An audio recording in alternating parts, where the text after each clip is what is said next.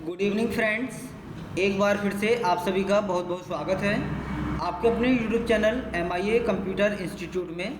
तो फ्रेंड्स, आज की इस चैप्टर वाइज सीरीज की क्लास में डिस्कस करने वाले हैं chapter number 7 email, social networking and e governance के बारे में। चैप्टर नंबर 7 का पार्ट नंबर 1 होगा, तो बने रहें शुरू से लेकर आखिर तक हमारे साथ। तो चलिए शुरू करते हैं आज का क्लास। आज का पहला क्वेश्चन है, आप ट्विटर पर एक संदेश लिख रहे हैं, आपके द्वारा उपयोग किए जाने वाले वर्णों की अधिकतम संख्या क्या है। यानी कि अगर ट्विटर पर आप एक मैसेज लिख रहे हैं तो आपके द्वारा उपयोग किए जाने वाले वर्णों की यानी कि कैरेक्टर्स की अधिकतम संख्या क्या है। Option A 280, option B 135, option C 160, option D 120।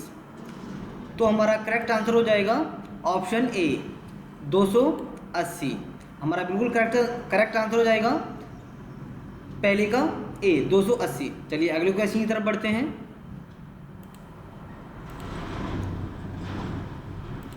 Question number 2, निम्नलिखित में से कौन ई संजीवनी की प्रमुख विशेषता नहीं है। Which of the following is not a की फीचर ऑफ ई संजीवनी। तो कौन ई संजीवनी की प्रमुख विशेषता नहीं है, ये आपको बताना है।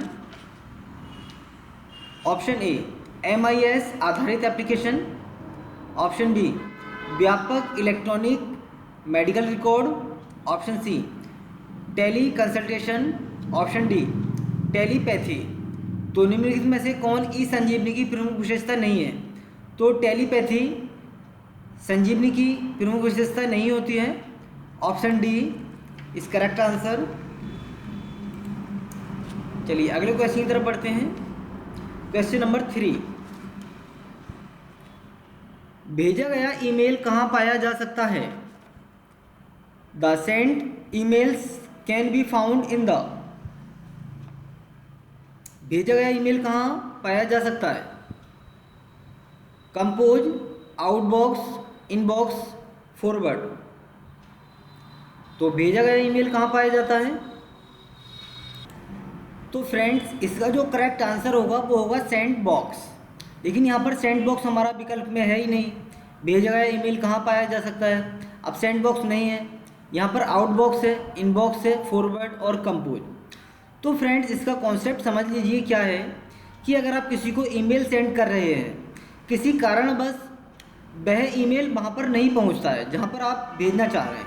हो सकता है उसके इनबॉक्स में जगह ना हो या कोई सर्वर प्रॉब्लम हो सकता है, तो जिसके कारण ईमेल वहाँ पर ना पहुँच करके वो कहाँ चला जाएगा, आउटबॉक्स में चला जाएगा। अगर सक्सेस हो जाता है आपका ईमेल, तब वो आपका कहाँ चला जाएगा, सेंड बॉक्स में। और अगर वो नहीं पहुँचता है तो कहाँ पहुँचेगा, वो आउटबॉक्स में। तो क्वेश्चन नंबर 3 का भेजा गया ईमेल कहाँ पाया जा सकता है, तो option B is right answer. चलिए क्वेश्चन नंबर 4, USSD के समान है। USSD is similar to. तो आपको बताना है USSD किसके समान है। Email, call, SMS, browsing. तो फ्रेंड्स, USSD एक SMS के समान होता है। आपने देखा होगा पहले जब स्मार्टफोन नहीं हुआ करता था, कीपैड वाले छोटे फ़ोन चलाया करते थे, उसमें कुछ इंक्वायरी करनी हो, बैलेंस इंक्वायरी या कोई अदर आपको इन्फॉर्मेशन चाहिए, तो *123# करके आप नंबर डायल करते थे। तो वो क्या था, हमारा USSD हुआ करता था। तो USSD किसके समान होता है, हमारा SMS के समान होता है। तो option C is correct answer. Question number 5, निम्नलिखित में से कौन सा ई गवर्नेंस प्रकार विभिन्न सरकारी विभाग, संगठनों और एजेंसियों के बीच बातचीत को संदर्भित करता है। तो सरकार से व्यापार, सरकार से कर्मचारी, सरकार से सरकार या फिर सरकार से नागरिक। तो कौन सा ई गवर्नेंस प्रकार विभिन्न सरकारी विभाग, संगठनों और एजेंसियों के बीच बातचीत को संदर्भित करता है, तो वो करता है गवर्नमेंट टू गवर्नमेंट, यानी कि सरकार से सरकार। तो क्वेश्चन नंबर 5 का करेक्ट आंसर हो जाएगा हमारा option C. Option C is right answer. Question number 6, blog का एक संक्षिप्त संस्करण है। Blog is an abbreviated version of, यानी कि ब्लॉग का एक संक्षिप्त संस्करण कौन सा है? तो वो हो जाएगा हमारा वेबलॉग। क्वेश्चन नंबर 6 का ऑप्शन नंबर बी, वेबलॉग। अगला क्वेश्चन नंबर 7, ईमेल को किसके संबंध में इनबॉक्स व्यवस्था किया गया है? ईमेल को किसके संबंध में इनबॉक्स में व्यवस्था किया गया है? Emails are arranged in inbox with respect to client server, subject, name, date and time. तो ईमेल को किसके संबंध में इनबॉक्स में व्यवस्थित किया गया है? तो डेट एंड टाइम हमारा करेक्ट आंसर हो जाएगा, option D, date and time. यानी कि ईमेल को डेट एंड टाइम के संबंध में इनबॉक्स में व्यवस्थित किया गया है। यानी कि इनबॉक्स में जब कोई मैसेज आपको मिलता है तो वहाँ पर डेट वाइज आपको सारे वहाँ पर इनबॉक्स में मैसेज मिल जाएंगे। डेट और टाइम के अकॉर्डिंग सारे मैसेज आपको कहाँ रिसीव हो जाएंगे? इनबॉक्स में। तो ऑप्शन हो जाएगा हमारा D, option D is right answer. Question number 8, Facebook किसका उदाहरण है? Facebook is an example of, यानी कि फेसबुक किसका उदाहरण है ये आपको बताना है। ऑप्शन ए, ईमेलिंग का, ऑप्शन बी, सोशल नेटवर्किंग का, ऑप्शन सी, ई लर्निंग का, ऑप्शन डी, सर्च इंजन। तो फेसबुक किसका उदाहरण है आप लोग जानते होंगे। फेसबुक फ्रेंड्स सोशल नेटवर्किंग का एग्जाम्पल है। तो सोशल नेटवर्किंग यानी कि option number B is correct answer. Question number 9, DigiLocker के संदर्भ में ई साइन क्या है? पहले फ्रेंड्स एग्जाम में सबसे पहले आपको क्वेश्चन बड़े ध्यान से पढ़ना होता है, उसके बाद में ही ऑप्शन को पढ़ें। तो पहले जितने अच्छे से आप क्वेश्चन पढ़ लेंगे उसके बाद में फिर ऑप्शन को अच्छे से पढ़ें। तो डिजी लॉकर के संदर्भ में ई साइन क्या है? डिजिटल पेन का उपयोग कर हस्ताक्षर करें, क्लाउड पर ऑनलाइन स्कैन किए गए हस्ताक्षर, ऑनलाइन इलेक्ट्रॉनिक हस्ताक्षर, ऑनलाइन स्कैन किए गए हस्ताक्षर। तो डिजी लॉकर के संदर्भ में ई साइन क्या है? ई साइन का मतलब है कि ऑनलाइन स्कैन किए गए हस्ताक्षर, ऑनलाइन स्कैन्ड सिग्नेचर। तो क्वेश्चन नंबर 9 का ऑप्शन नंबर सी हो जाएगा, ऑनलाइन इलेक्ट्रॉनिक हस्ताक्षर। Option C is right answer. Question number 10, निम्न में से किसका ईमेल के पासवर्ड को रिकवर करने के लिए प्रयोग किया जाता है? Which option is used to recover the password of email account? तो फ्रेंड्स यहाँ पर पूछा है कि किसका ईमेल के पासवर्ड को रिकवर करने के लिए प्रयोग किया जाता है। तो आपको बताना है उपयोगकर्ता आईडी भूल गए, या फिर ऑप्शन बी खाता बनाएं, ऑप्शन सी पासवर्ड भूल गए, ऑप्शन डी ईमेल खाते को भूल जाइए। यहाँ पर मिस्टेक हो गया है, यहाँ पर भूल हो जाएगा। तो फ्रेंड्स इसका कॉन्सेप्ट क्या है? जैसे आप ईमेल पर आप काम करते हैं लेकिन आप ईमेल को लॉगिन करने के लिए पासवर्ड डालते हैं, तो आप अपना पासवर्ड भूल गए, तो उसको कैसे रिकवर कर सकते हैं? तो उसके लिए आपको क्या करना है? फॉरगेट पासवर्ड पर क्लिक करना है।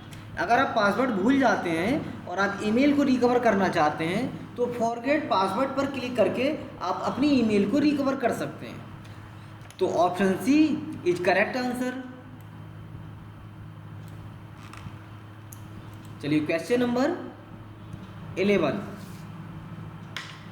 पहला संदेश को भेजा गया था, यानी कि आपको बताना है फर्स्ट संदेश किसको भेजा गया था? इंटरनेट के द्वारा भेजा गया था, या टेलीग्राम के द्वारा, या फिर अर्पानेट के द्वारा, या फिर कंप्यूटर के द्वारा?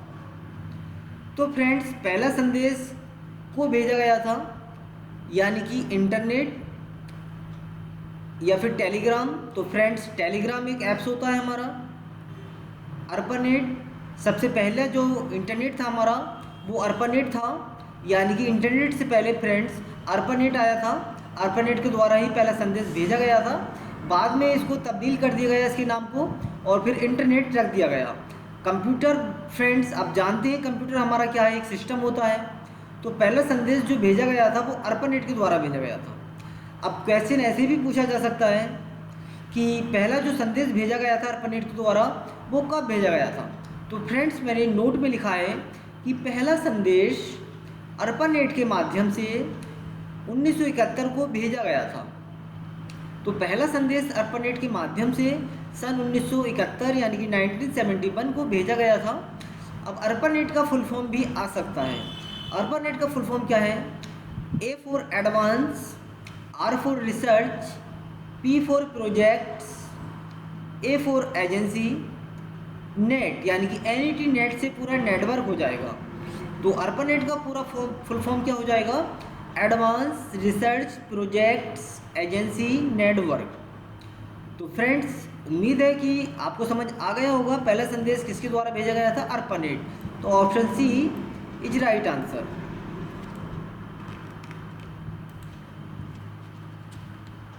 Question number 12,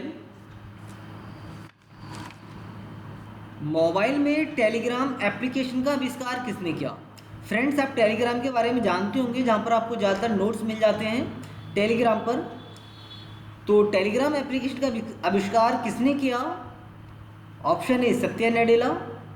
friends Satya Nadella कौन है?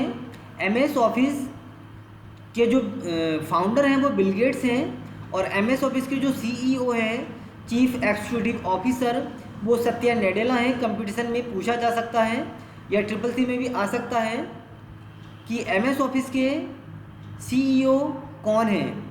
तो एमएस ऑफिस के सीईओ हैं सत्या नडेला। वैसे हमारा एमएस ऑफिस से प्रश्न इस बार ट्रिपल सी में नहीं पूछा जा रहा है काफ़ी समय से, क्योंकि हमारा वहाँ पर चेंज हो चुका है।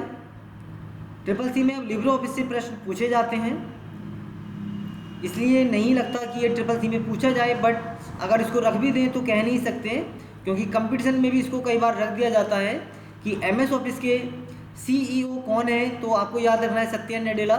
तो फ्रेंड्स बात किसकी चल रही है? मोबाइल में टेलीग्राम एप्लीकेशन का आविष्कार किसने किया?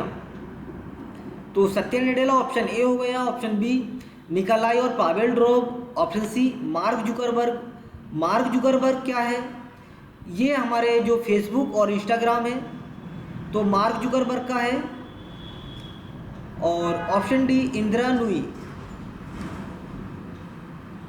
तो मोबाइल में टेलीग्राम एप्लीकेशन का आविष्कार क्या था? निकोलाई और पावेल डुरोब ने। Option B is right answer. Question number 13, UMANG app को किस वर्ष में आरंभ किया गया था? आपको वर्ष बताना है कि उमंग ऐप जो है उसको कब आरंभ किया गया था। Umang app was launched in year. Option A 2016 में, ऑप्शन बी 2018 में, ऑप्शन सी 2017 में, या फिर ऑप्शन डी 2019 में। तो उमंग ऐप को किस वर्ष में आरंभ यानी कि लॉन्च किया गया था? तो ऑप्शन सी यानी कि 2017 में। तो option C is right answer. अब फ्रेंड्स उमंग ऐप की फुल फॉर्म भी पूछी जा सकती है। तो उमंग का फुल फॉर्म होता है unified mobile application new age governance. Umang app को एंड्रॉयड, आईओएस और विंडोज प्लेटफॉर्म के लिए लॉन्च किया गया और इसको 13 इंडियन की अलग अलग भाषाओं में जारी किया गया। क्वेश्चन ऐसे भी पूछा जा सकता है कि इसको कितनी भाषाओं में जारी किया गया? तो इंडियन की 13 भाषाओं में, यानी कि इंडियन की 13 अलग अलग भाषाओं में इसको जारी किया गया और इस ऐप को एंड्रॉयड, आईओएस और विंडोज प्लेटफॉर्म के लिए लॉन्च किया गया है। तो फ्रेंड्स चलते हैं अगले क्वेश्चन की तरफ। क्वेश्चन नंबर 14, एक संदेश को, यहाँ पर मिस्टेक हो गया है, तो फ्रेंड्स यहाँ पर जवाब हो जाएगा, बाई मिस्टेक हो गया यहाँ पर। तो एक संदेश का जवाब फीचर पहले व्हाट्सएप रिलीज में दिया गया था। Reply to a message feature was given in the very first WhatsApp release, यानी कि जो पहले व्हाट्सएप था तो क्या उसमें रिप्लाई करने का ऑप्शन था या नहीं था, तो यही इसमें पूछा है। एक संदेश का जवाब फीचर पहले व्हाट्सएप रिलीज में दिया गया था, तो फ्रेंड्स नहीं था। अब जो व्हाट्सएप है इस पर जो रिप्लाई का ऑप्शन दिया गया है पहले ये फीचर नहीं था, तो हो जाएगा बी फॉल्स। करेक्ट आंसर हो जाएगा option B false. Question number 15, voice mail, email, online सेवा, इंटरनेट और www सभी इसके उदाहरण हैं। किसके उदाहरण है ये बताना है आपको, कनेक्टिविटी के, या फिर इनमें से कोई नहीं, टेली कम्यूटिंग, या फिर ऑप्शन डी कंप्यूटर कैटेगरीज। तो वॉइस मेल, ईमेल, ऑनलाइन सेवा, इंटरनेट और www सभी किसके उदाहरण हैं फ्रेंड्स, टेली कम्यूटिंग के। तो option C is correct answer. Question number 16, निम्नलिखित में से कौन इंटरनेट पर सबसे लोकप्रिय सोशल नेटवर्किंग साइट है। बड़ा ही प्यारा क्वेश्चन है। Which of the following is the most popular social networking site on internet. तो फ्रेंड्स आपको बताना है कि इंटरनेट पर सबसे लोकप्रिय सोशल नेटवर्किंग साइट कौन सी है, फ्रेंडस्टर, माईस्पेस, फेसबुक या फिर ऑरकुट। तो फ्रेंड्स फेसबुक इंटरनेट पर सबसे लोकप्रिय सोशल नेटवर्किंग है, तो option C is right answer. Question number 17, विकासशील देशों में डिजिटल गवर्नेंस का तात्पर्य हर नागरिक को डिजिटल नोड से जोड़ना या उन्हें इंटरनेट और कंप्यूटर तक पहुंचना है। Digital governance is developing countries means connecting every citizen to a digital node or giving them access to the internet and computers। तो विकासशील देशों में डिजिटल गवर्नेंस का तात्पर्य हर नागरिक को डिजिटल नोड से जोड़ना या उन्हें इंटरनेट और कंप्यूटर तक पहुंचाना है। बिल्कुल करेक्ट आंसर है, यानी कि इनका स्टेटमेंट बिल्कुल ठीक है, तो इसलिए ऑप्शन हो जाएगा हमारा बी, यानी कि true. Option B is right answer. चलिए नेक्स्ट क्वेश्चन की तरफ बढ़ते हैं। क्वेश्चन नंबर 18, माई गॉव यानी कि माई गवर्नमेंट ऐप नागरिक को में भागीदारी के लिए एक मंच के रूप में कार्य करता है। MyGov app acts a platform for citizen to participate in governance, racing, games, electronics. तो इसका करेक्ट आंसर क्या होगा, गवर्नेंस, रेसिंग, गेम्स या इलेक्ट्रॉनिक्स।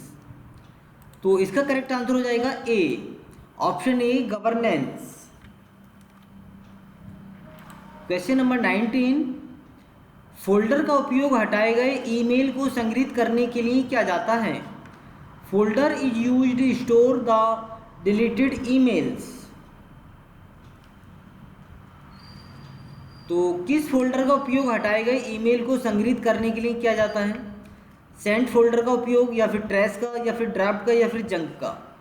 तो यहाँ पर आ जाएगा ट्रैश, यानी कि ट्रैश फोल्डर का उपयोग हटाए गए ईमेल को संग्रहित करने के लिए किया जाता है।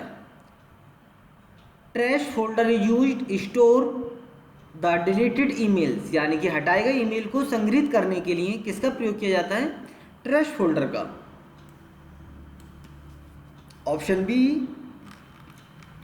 Is right answer. Question number 20, email में संलग्न के रूप में कौन सी फाइल नहीं भेजी जा सकती है। Which file can not be sent as attachment in email. तो कौन सी फाइल नहीं भेजी जा सकती बताइए, .exe, .docs या .pdf या .docx, सॉरी .doc यानी कि डॉक। तो exe एक्सेक्यूटेबल फाइल, ईमेल के संलग्न के रूप में नहीं भेजी जा सकती। तो ऑप्शन ए करेक्ट आंसर। बाकी डॉक्स की फाइल भेजी जा सकती है, पीडीएफ भी भेजी जा सकती है। अब देखिए डॉक और इस डॉक्स में क्या फ़र्क है। जो 2007 2300 से ऊपर के वर्जन है डॉक्स का यानी कि एमएस वर्ड का, उसमें एक्स लगता है, और 2007 से नीचे के जो वर्जन है जैसे 2003 हुआ, 2000 हुआ, 1997, तो उस सीरीज में एक्स नहीं लगता है। तो ये दोनों एमएस वर्ड की फाइल का एक्सटेंशन है, ये पीडीएफ है, ये हमारी एक्सेक्यूटेबल है। तो ये वाली फाइल हमारी नहीं भेजी जा सकती। Option A is correct answer. Question number 21, आप वेब आधारित ईमेल संदेशों को ऑनलाइन फोल्डरों में संग्रह कर सकते हैं। You can store web based email message in online folders. तो फ्रेंड्स बिल्कुल ठीक है कि आप वेब आधारित ईमेल संदेशों को ऑनलाइन फोल्डरों में संग्रहित कर सकते हैं। ये स्टेटमेंट बिल्कुल ठीक है। तो ऑप्शन हो जाएगा हमारा B true. Option B is right answer. Question number 22, जब आप किसी ईमेल को हटाते हैं तो आमतौर पर क्या होता है, ये आपको बताना है। What normally happens when you deleted an email? Option A इसे हटा दिया गया है और अब उपलब्ध नहीं है।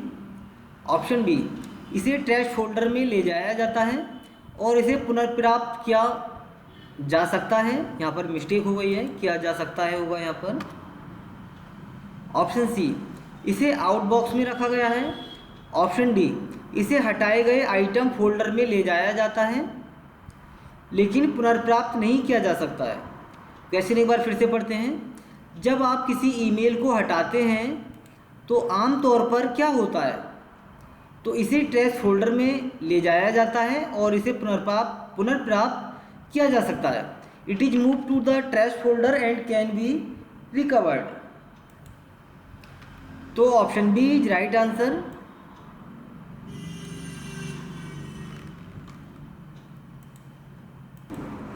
क्वेश्चन नंबर 23, डिजी लॉकर का उपयोग नहीं किया जा सकता है। DigiLocker can not be use to. दस्तावेजों को स्टोर करने के लिए किया जा सकता है। दस्तावेज को साझा करने के लिए बिल्कुल कर सकते हैं। दस्तावेजों को सत्यापन करने के लिए ये भी कर सकते हैं। दस्तावेज खरीदने के लिए ये नहीं कर सकते। कह रहे हैं ना डिजी लॉकर का उपयोग नहीं किया जा सकता, तो दस्तावेज को खरीदने के लिए नहीं किया जा सकता। तो हो जाएगा option D is right answer. देखिए नोट भी इसका पढ़ लीजिए। डिजी लॉकर में 10 MB तक की फाइल को ही स्टोर किया जा सकता है। जो डिजी लॉकर हमारा ऐप्स होता है उसमें क्या होता है कि 10 MB तक की फाइल को ही स्टोर कर सकते हैं, 10 MB से ऊपर की फाइल को स्टोर नहीं कर सकते। चलिए आगे बढ़ते हैं। क्वेश्चन नंबर 24, MIMI क्या है, यानी कि आपको बताना है इसका full form. MIMI stands for, तो इसका फुल फॉर्म होता है MIME का मल्टीपर्पज़ इंटरनेट मेल एक्सटेंशंस। तो option B is right answer.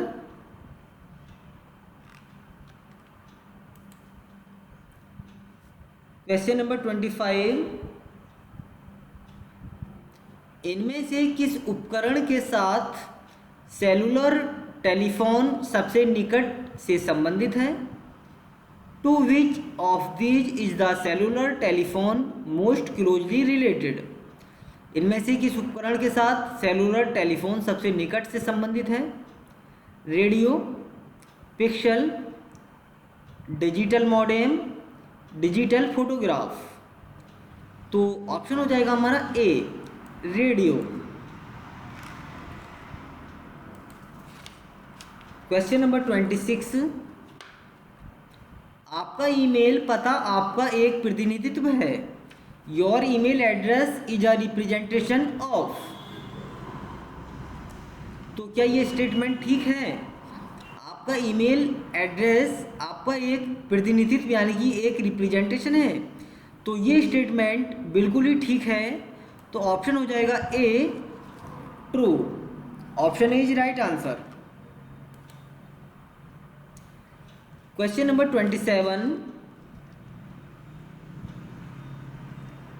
सबसे लोकप्रिय फोटो और वीडियो शेयरिंग वेबसाइट जो फेसबुक के स्वामित्व में है।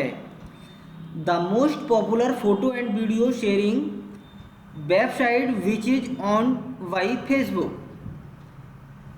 तो क्या है वो? गूगल, इंस्टाग्राम, लिंक्डइन या हाई।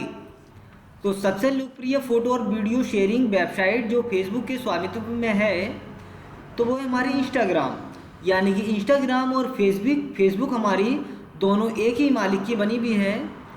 यानी कि जो फेसबुक के फाउंडर हैं वही इंस्टाग्राम के भी फाउंडर हैं। और ये वीडियो शेयरिंग और फोटो शेयरिंग करने के लिए बहुत ही लोकप्रिय वेबसाइट है। यानी कि बहुत ही अच्छा ये ऐप्स है इंस्टाग्राम। तो option B is right answer, Instagram.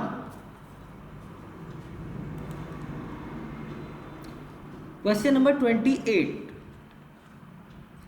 जब ईमेल भेजने वाले और प्राप्त करने वाले एक ही सिस्टम पर हों तो हम केवल दो ज़रूरत होती हैं।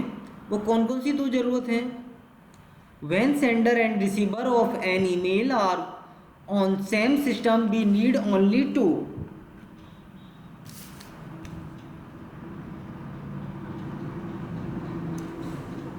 तो option A servers, option B user agents, option C domain, option D IP. तो ईमेल भेजने और प्राप्त करने वाले एक ही सिस्टम पर हों तो हम केवल दो जरूरत यानी कि user agents. Option B is right answer.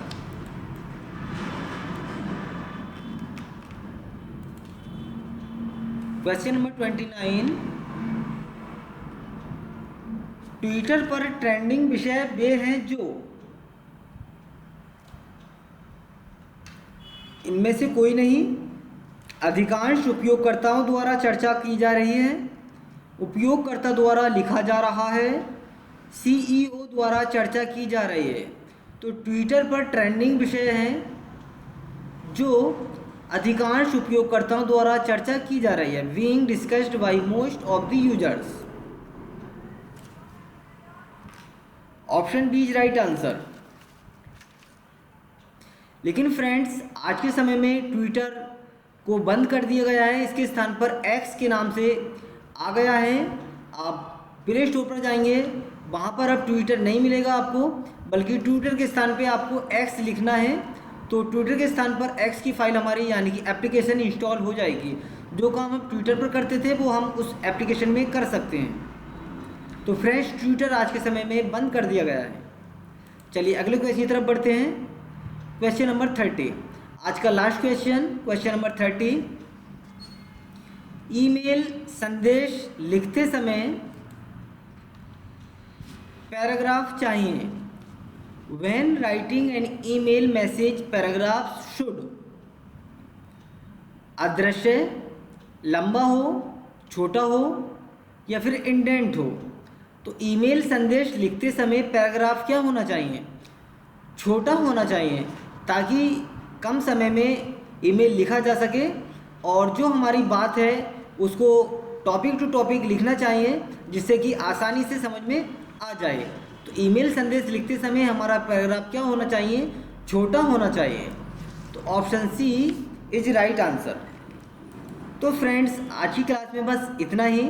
इसके बाद चैप्टर नंबर 7 के 2 पार्ट्स और लेकर के आएंगे, जिसमें 30 क्वेश्चन सॉल्व करेंगे। आज हमारा चैप्टर नंबर 7 का पार्ट नंबर 1 था, जिसमें हमने 1 से लेकर 30 तक क्वेश्चन को सॉल्व किया। इसके बाद चैप्टर नंबर 7 का पार्ट नंबर 2 लाएंगे, जिसमें 31 से लेकर के और 60 तक क्वेश्चन सॉल्व करेंगे। तो फ्रेंड्स देखना ना भूलिए हमारा वीडियो। तो मिलते हैं जल्दी अगले वीडियो में, तब तक के लिए टेक केयर, बाय।